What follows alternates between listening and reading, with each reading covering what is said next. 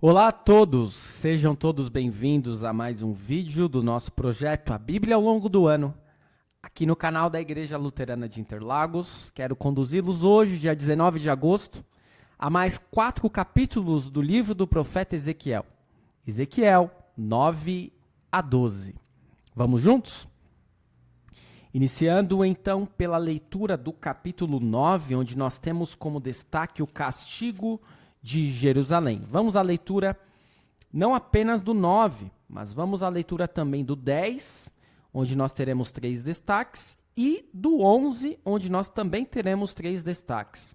Vamos ler os 3 capítulos na sequência, com apenas breves intervenções minhas, e depois trazemos o comentário do Manual da Sociedade Bíblica a respeito destes 3 capítulos. Vamos lá, capítulo 9, o castigo de Jerusalém. Então ouvi que ele gritava em alta voz, dizendo: venham cá, vocês que estão encarregados da cidade, cada um com a sua arma destruidora na mão. Eis que vinham 6 homens pelo caminho do portão superior que dá para o norte, cada um com a sua arma esmagadora na mão.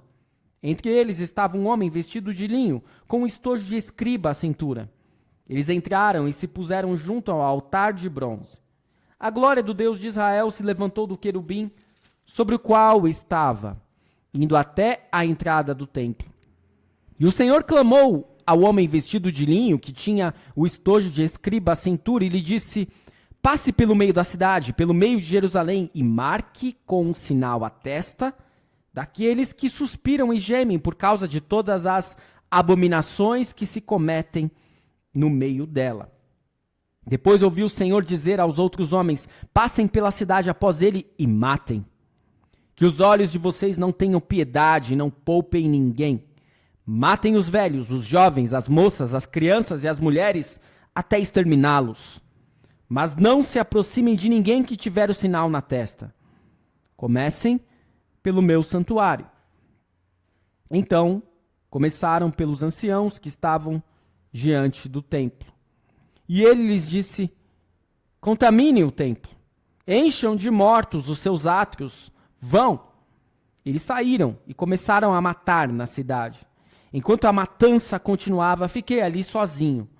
Caí com o rosto em terra, clamei e disse: ah, Senhor Deus, será que vais destruir todo o restante de Israel, derramando o teu furor sobre Jerusalém? Então me respondeu: a iniquidade da casa de Israel e de Judá é excessivamente grande. A terra se encheu de sangue e a cidade de injustiça. E eles ainda dizem: o Senhor abandonou a terra, o Senhor não nos vê. Quanto a mim, os meus olhos não terão piedade, não pouparei ninguém. Eu lhes darei o que merecem por seus atos. Então o homem que estava vestido de linho, que tinha o estojo de escriba à cintura, relatou, dizendo: fiz como me ordenaste. Até aqui a leitura do capítulo 9, eu trago 2 destaques. O sinal na testa. O sinal da testa marca, aqueles que suspiram e gemem por causa de todas as abominações que se cometeram no meio dela. E esse mesmo sinal na testa, ele pode ser algo bom e pode ser algo ruim, né? Lá em Apocalipse, normalmente, está relacionado ao sinal da besta. Mas vejam só, nessa visão de Ezequiel, ele vai passar pela cidade, vai matar todos, não vai ter piedade de ninguém, nem de velho, nem de jovens, nem de moças, nem de crianças, nem de mulheres. Mas ele não se aproximaria de ninguém que tivesse esse sinal. É curioso isso. E um outro destaque que nós podemos fazer também é o fato de que Deus não tem piedade aqui. Mas ele não tem piedade porque o povo pecou gravemente. Recebeu todas as oportunidades de se arrependerem e de se voltarem para Deus, mas não aproveitaram. E por isso que Deus não tem piedade. Não é que Deus é um ser sem piedade. Vamos à leitura do capítulo 10, com o primeiro destaque, a visão das brasas de fogo. A partir do versículo 1, nós lemos assim: olhei, e eis que no firmamento que estava por cima da cabeça dos querubins Havia algo como uma pedra de safira e que parecia ser um trono. E falou ao homem vestido de linho: vá por entre as rodas até debaixo dos querubins e encha as mãos com brasas acesas que estão entre os querubins. Depois, espalhe as brasas sobre a cidade. Ele entrou enquanto eu observava. Os querubins estavam no lado sul do templo quando o homem entrou, e uma nuvem encheu o átrio interior. Então a glória do Senhor se levantou de sobre o querubim e foi para a entrada do templo. O templo se encheu da nuvem e o átrio ficou cheio do brilho da glória do Senhor. O ruído das asas dos querubins se ouviu até o átrio exterior, como a voz do Deus Todo-Poderoso quando fala. Quando o Senhor ordenou ao homem vestido de linho que fosse tirar fogo do meio das rodas, do meio dos querubins, ele entrou e se pôs junto às rodas. Então um dos querubins estendeu a mão para o fogo que estava entre eles, pegou algumas brasas e as pôs nas mãos do homem que estava vestido de linho, o qual as pegou e saiu. Os querubins tinham debaixo das suas asas o que parecia ser mão humana. Precisamos ressaltar sempre que quando aparecem anjos nas escrituras, os anjos têm normalmente três funções, né? Há anjos de combate, anjos que fazem parte do exército celestial e que até vão estar guerreando.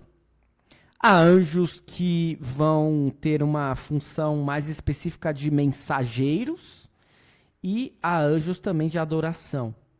Claro, um único anjo pode ter essas três funções. Normalmente nós vamos ver os anjos nessas três funções, em uma dessas funções. Aqui, aparentemente, é uma função de mensagem. Ele está trazendo uma mensagem ao profeta Ezequiel por meio de uma visão. E então Ezequiel vai ter mais uma visão, a visão das 4 rodas. A partir do versículo 9, nós lemos assim: Olhei, e eis 4 rodas junto aos querubins, e uma roda junto a cada querubim.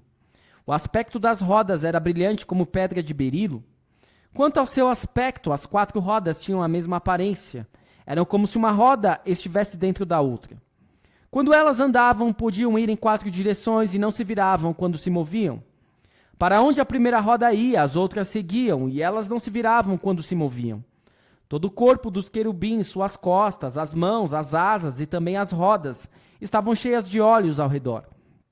Quanto às rodas, pude ouvir que foram chamadas de giratórias.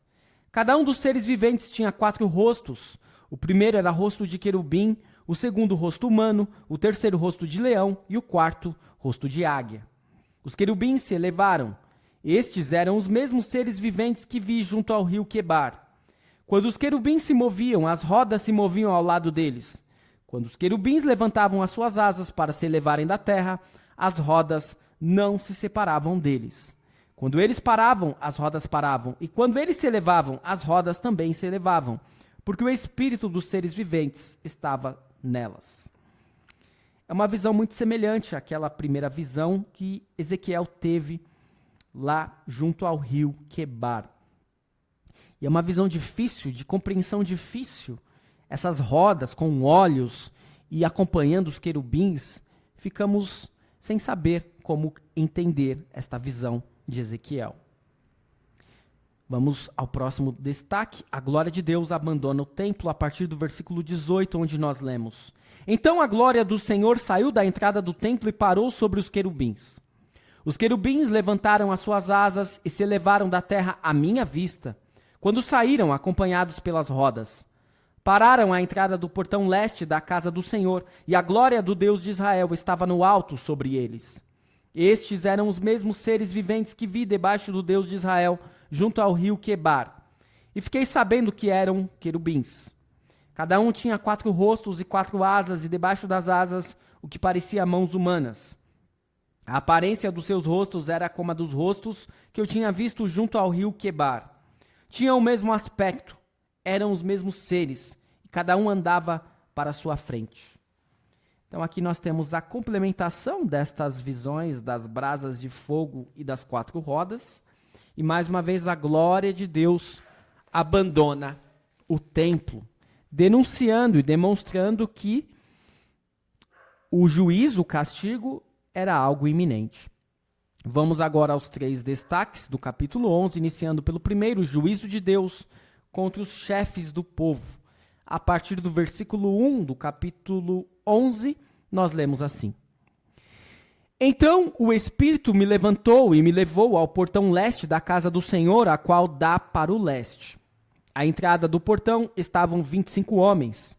No meio deles vi Jazanias, filho de Azur, e Pelatias, filho de Benaías, chefes do povo, e disse-me, filho do homem, são estes os homens que planejam o mal e dão conselhos perversos nesta cidade. Eles dizem, não está próximo o tempo de construir casas? Esta cidade é a panela e nós somos a carne. Portanto, profetize contra eles, profetize, ó filho do homem. Então, o Espírito do Senhor caiu sobre mim e me disse, fale, assim diz o Senhor. É isso que vocês estão dizendo, ó casa de Israel, porque eu sei o que passa pela mente de vocês. Vocês multiplicaram seus mortos nesta cidade e encheram as ruas de cadáveres. Portanto, assim diz o Senhor Deus, os mortos que vocês largaram no meio da cidade são a carne, e a cidade é a panela. Quanto a vocês, eu os expulsarei da cidade. Vocês ficaram com medo da espada, mas é a espada que trarei sobre vocês, diz o Senhor Deus. Levarei vocês para fora da cidade e os entregarei nas mãos de estrangeiros, e executarei juízos entre vocês. Vocês cairão à espada. Nos confins de Israel eu os julgarei, e vocês saberão que eu sou o Senhor. Esta cidade não será uma panela para vocês, e vocês não serão a carne dentro dela. Nos confins de Israel eu os julgarei, e vocês saberão que eu sou o Senhor. Pois vocês não andaram nos meus estatutos, nem executaram os meus juízos. Pelo contrário, agiram segundo os juízos das nações que estão ao redor de vocês. Enquanto eu profetizava, Pelatias, filho de Benaías, morreu. Então caí com o rosto em terra, clamei em alta voz e disse, ah, Senhor Deus, darás fim ao remanescente de Israel? Portanto, aqui nós começamos a perceber que o castigo de Deus e o juízo de Deus têm um direcionamento, especialmente para os líderes, para os chefes do povo que levaram a todas aquelas cenas de abominações. E Ezequiel vai recepcionar essa mensagem com muito temor e também, de certa forma, intercedendo por aqueles que ainda estavam remanescendo. Vamos ao segundo destaque do capítulo 11, que fala a respeito da promessa da restauração de Israel. A partir do versículo 14, nós lemos assim. A palavra do Senhor veio a mim dizendo, filho do homem, os seus irmãos, os seus próprios irmãos, os seus parentes e toda a casa de Israel, todos eles são aqueles a quem os moradores de Jerusalém disseram, afastem-se do Senhor. A nós é que esta terra foi dada como herança. Portanto, diga, assim diz o Senhor Deus, embora eu os tenha expulsado para o meio das nações, e embora eu os tenha espalhado por outras terras, eu lhes servirei de santuário, por um pouco de tempo, nas terras para onde foram. Por isso diga, assim diz o Senhor Deus, eu os ajuntarei do meio dos povos, e os recolherei das terras por onde foram espalhados, e lhes darei a terra de Israel. Voltarão para ali e tirarão dela todos os seus ídolos detestáveis, e todas as suas abominações. Eu lhes darei um só coração, e porei um espírito novo dentro deles. Tirarei deles o coração de pedra, e lhes darei coração de carne, para que andem nos meus estatutos e guardem os meus juízos e os executem. Eles serão o meu povo e eu serei o seu Deus. Mas quanto àqueles cujo coração segue os seus ídolos detestáveis e as suas abominações, eu lhes darei o que merecem por seus atos, diz o Senhor Deus. Aqui, portanto, nós temos pelo menos um hiato da destruição, do castigo, das palavras de condenação. Nós temos palavras de esperança. E é claro que o povo de Israel vai ter 3 destinos possíveis. Vai existir aqueles que morrerão à espada, aqueles que morrerão de peste e aqueles que serão espalhados. Os espalhados fazem parte dos remanescentes. E os remanescentes voltarão para Jerusalém, diz Deus por meio do profeta Ezequiel. E o remanescente irá também continuar a adorar a Deus, tendo apenas Deus, o verdadeiro Deus, como único Deus, e Deus tendo o seu povo em alta conta. Isso voltaria a acontecer. Mas esse ato, essa pequena interrupção nas palavras de condenação do profeta Ezequiel, logo passam e temos o terceiro e último destaque do capítulo 11, que fala a respeito da glória de Deus se afastando de Jerusalém mais uma vez. A partir do versículo 22, nós lemos assim: Então os querubins elevaram as suas asas, e as rodas os acompanhavam, e a glória do Deus de Israel estava no alto sobre eles. A glória do Senhor subiu do meio da cidade e se pôs sobre o monte que está a leste da cidade. E depois o Espírito me levantou e me levou à Caldeia, para junto dos exilados, numa visão pelo Espírito de Deus. E a visão que eu havia tido se afastou de mim. Então contei aos exilados todas as coisas que o Senhor me havia mostrado. E assim é concluída o capítulo 11 e esta sessão que nós iniciamos lá no capítulo 9. Ao contrário do que muitos pensavam, Deus estava vendo e julgando. Desde lá do capítulo 8 nós vimos a respeito disso. Somente aqueles que lamentavam a perda da verdadeira fé seriam poupados. No capítulo 10, após a terrível matança que fez Ezequiel interceder pelo povo, ele teve outra vez a visão dos querubins e da glória descrita no capítulo 1. E que contraste entre esta visão de Deus em toda a sua glória e as cenas repugnantes de idolatria no seu templo descritas lá no capítulo 8, no estudo de ontem.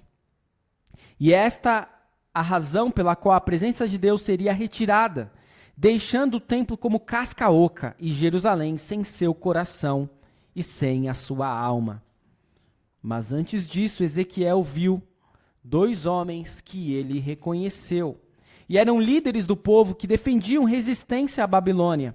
E por mais que os profetas de Deus tivessem insistido que isto seria fatal, Ezequiel pronunciou o juízo de Deus sobre eles, e enquanto falava, para seu espanto, Pelatias caiu morto, confirmando a palavra de Deus.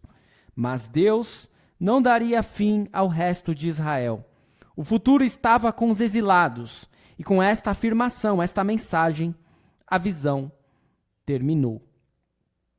Vamos agora à leitura e à explicação do último capítulo do estudo de hoje, o capítulo 12, onde nós temos o profeta descrevendo o cativeiro e provérbios falsos a respeito da profecia verdadeira. Vamos à leitura.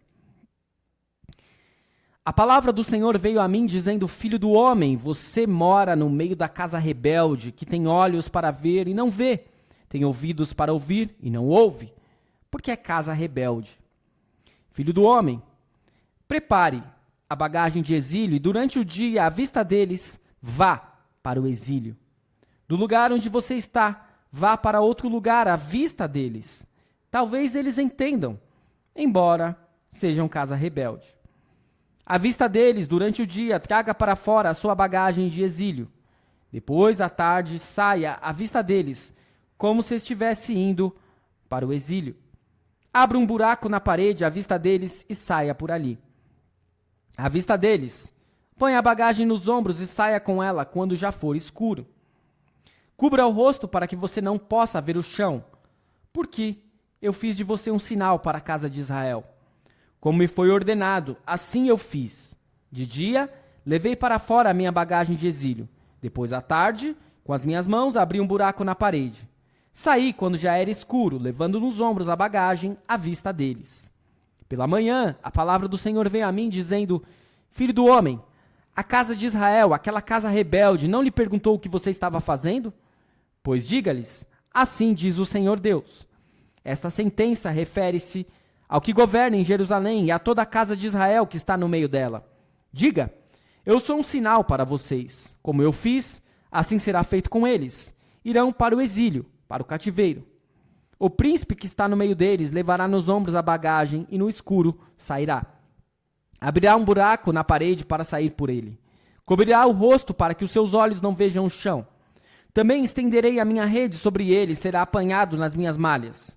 Eu o levarei para a Babilônia, a terra dos caldeus, mas ele não haverá. ainda que venha a morrer ali. Espalharei aos 4 ventos todos os que para o ajudarem estão ao redor dele, e todas as suas tropas. Irei atrás deles com a espada na mão. Saberão que eu sou o Senhor, quando eu os dispersar entre as nações e os espalhar por outras terras. Deixarei que alguns poucos escapem da espada, da fome e da peste, para que publiquem todas as suas coisas abomináveis entre as nações para onde forem, e saberão que eu sou o Senhor. Então a palavra do Senhor veio a mim, dizendo: Filho do homem, você comerá o seu pão com tremor, e beberá a sua água com estremecimento e ansiedade. E você dirá ao povo da terra: Assim diz o Senhor Deus a respeito dos moradores de Jerusalém, na terra de Israel. Eles comerão o seu pão com ansiedade e beberão a sua água com espanto, porque a terra deles será despojada de tudo o que contém, por causa da violência de todos os que nela habitam. As cidades habitadas cairão em ruínas, e a terra se tornará em desolação. E vocês saberão que eu sou o Senhor. Perceba que o profeta Ezequiel não apenas é obrigado a falar apenas aquilo que Deus ordena para que ele fale, mas o profeta Ezequiel é obrigado a tomar certas ações e atitudes que nem ele mesmo deveria entender. Porque cada ação, cada atitude do profeta Ezequiel também é uma pregação. Seguramente foi difícil para Ezequiel viver deste modo. Imaginem ele carregando este peso, com os olhos vendados, andando por, sabe-se lá por onde, bebendo e comendo, com as suas mãos estremecidas. Era difícil ser o profeta Ezequiel. Mas assim ele o fez, para de fato seguir exatamente aquilo que Deus ordenava que ele fizesse, e que a mensagem fosse entregue ao povo. Afinal de contas, Ezequiel era o atalaia, ele deveria avisar. Vamos ao último destaque, provérbios falsos a respeito da profecia verdadeira. A partir do versículo 21, vamos à leitura. A palavra do Senhor veio a mim, dizendo: Filho do homem, que provérbio é esse que vocês têm na terra de Israel? Os dias passam e as profecias fracassam? Portanto, diga-lhes: assim diz o Senhor Deus, darei um basta nesse provérbio, e ele não será mais usado em Israel. Mas diga-lhes: os dias vêm vindo, e as profecias vão se cumprindo. Porque não haverá mais nenhuma profecia falsa, nem adivinhação lisonjeira no meio da casa de Israel. Porque eu, o Senhor, falarei, e a palavra que eu falar se cumprirá, e não será adiada. Porque falarei a palavra e a cumprirei, diz o Senhor Deus, enquanto vocês, que são casa rebelde, ainda estiverem vivos. A palavra do Senhor veio a mim, dizendo: Filho do homem, eis que os da casa de Israel dizem: as visões que esse homem tem se referem a dias futuros, e as suas profecias tratam de tempos distantes. Portanto, diga-lhes: assim diz o Senhor Deus, nenhuma das minhas palavras será adiada, e a palavra que eu falar se cumprirá, diz o Senhor Deus. Até aqui a leitura do capítulo 12, onde Ezequiel age como um refugiado. Embora a maioria das pessoas se recusasse a ouvir, o profeta continuou a divulgar a palavra de Deus. Ao arrumar a sua trouxa, preparando-se para fugir, e ao abrir o buraco na parede à noite, Ezequiel representava não apenas um refugiado qualquer, mas o rei Zedequias, que também faria o mesmo. A profecia de Ezequiel se cumpriu nos mínimos detalhes.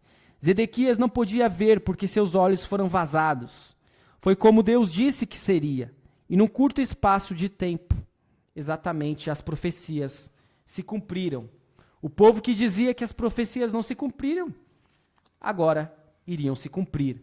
E, para desespero de um povo idólatra, pagão e que não era mais temente a Deus.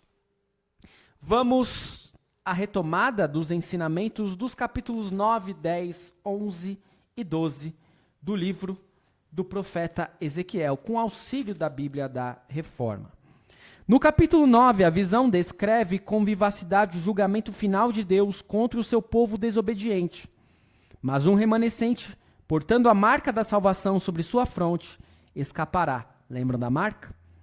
O caminho para a perdição é largo, mas Deus não fracassa em colocar sua marca de salvação em todos os que são convertidos, que suspiram e gemem por causa de todas as abominações que se cometem na cidade santa.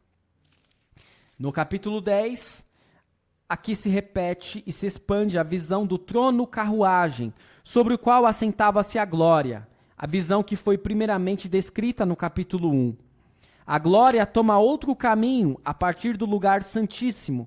O Senhor abandonará completamente o seu templo. No entanto, a glória do nosso Senhor encarnado não se afastará para sempre. No capítulo 11, usando a metáfora de Jerusalém como panela de cozinhar carne, Deus contradiz a arrogante autossegurança dos moradores da cidade de que os muros os protegeriam. O brado de Ezequiel por ocasião da morte súbita de Pelatias proporciona a oportunidade para a confortante mensagem do evangelho que se segue. Depois, o profeta Ezequiel tem a garantia de que um remanescente será salvo, e então a glória abandona a cidade pelo Monte das Oliveiras para o lado oriental.